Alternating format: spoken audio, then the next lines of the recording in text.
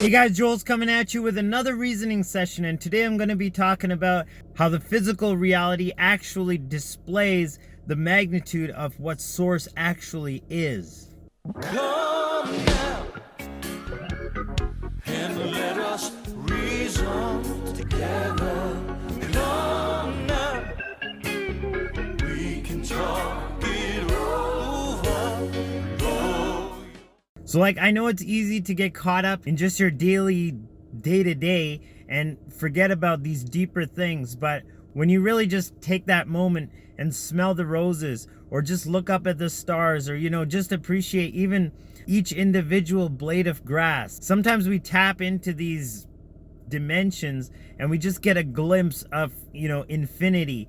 And it's in that glimpse that we can actually see the true magnitude of what Source is and what Source embodies. And one of these passages that really just leapt out at me was from Tehillim number 19. And it says, "The heavens declare the glory of Elohim, and the firmament shows his handiwork." The firmament is the premium mobile, where all the stars and all the planets move in. In Hebrew, it's the term rakira. The sun, the moon, the calendar. All of this is exemplified in that firmament. Day unto day utters speech, and night unto night shows knowledge. And again, that system of time that's embedded in the sky, the great clock of the heavens. There is no speech nor language where their voice is not heard.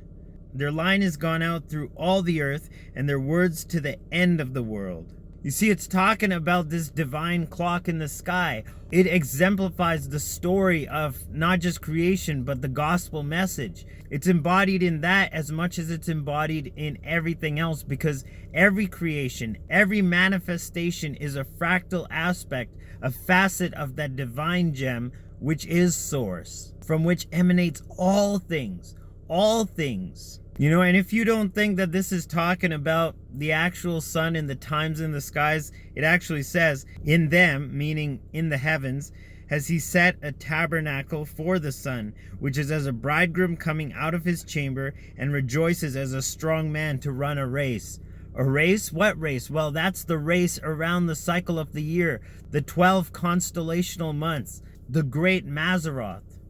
But it's not just in the sky where this is all exemplified. It's exemplified in all of creation.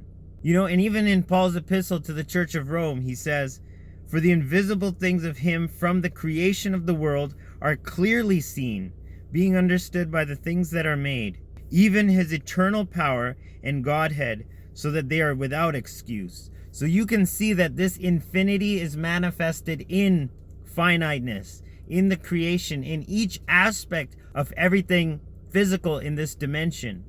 It's just a facet of this vast infinity. And literally no one's with excuse, because Source is meeting everybody on some level, on their own individual level, and we all have that potential to tap in to this infinity, this level of infinity that's actually awareness within us. And that itself is the fractal breath of Elohim, through which we don't just have awareness, but we have life experience. It would be one thing to say that the mind is a consequence of, physical neurons and all of that, but we actually have life energy that gives rise to the experience, and that gives rise to character development.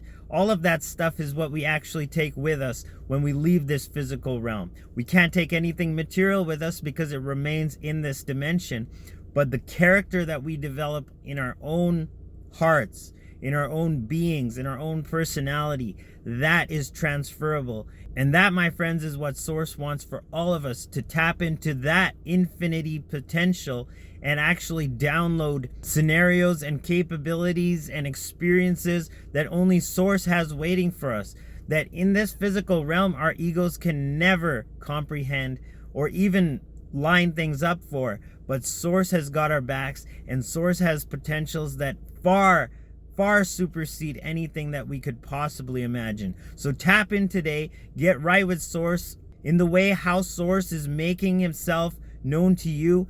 Get in tune with that. We each have our own talents. We each have our own callings, our own purpose, our own destiny. And it's by realizing that we can be more of who we're here to be and actually manifest our dream lives in this world, not just for ourselves, but for everybody involved.